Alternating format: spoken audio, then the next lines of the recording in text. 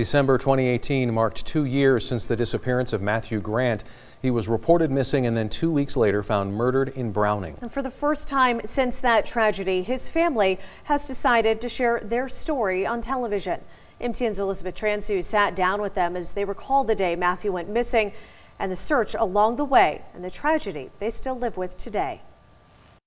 He was just a smiley, happy person, good sense of humor. Matthew was a son. Matthew was a nephew, a grandson. He was really handsome and he had a lot going for him. But in December of 2016, the FBI is offering a $10,000 reward for anyone with information leading to an arrest in Matthew's case. Anyone with information is asked to call the FBI. When he first went missing, we started to see Facebook posts from family members that were basically desperate to find where he was. Matthew left last night with some people I don't know, she said, and he didn't come back home. In October of that year, just 2 months before Matthew went missing, he moved to Montana from Canada. To him, America was a better place and a better home. He had left home to make a new name for himself, live with family in Browning. But somehow, someway, trouble found him on the reservation. Gentleman got out of the vehicle, knocked and asked for Matthew.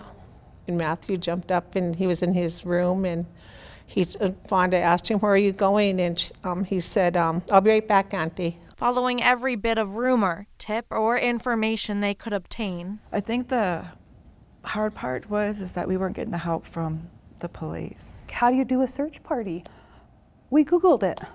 I Googled how to do a grid search. The missing poster, it was their missing poster. It was from this family and it was handwritten. It was nothing professional. Nobody stepped up. It would be 16 days before Matthew's body was found. He had frozen ice in his hair, snow covered. His shirt was partially pulled up, like somebody lifted him out of a vehicle and just tossed him there. And although Matthew was found, the family is still searching for answers. Matthew's story, there's a risk of it fading.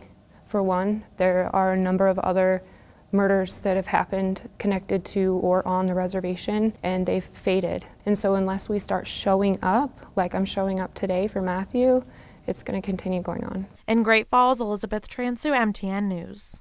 Now, that was just a short snippet of what the Grant family shared with Elizabeth. For more, you can visit us online and join her back here tomorrow for part 2 of the story as she dives deeper into the ongoing investigation and what legislation is doing today for missing and murdered Indigenous people.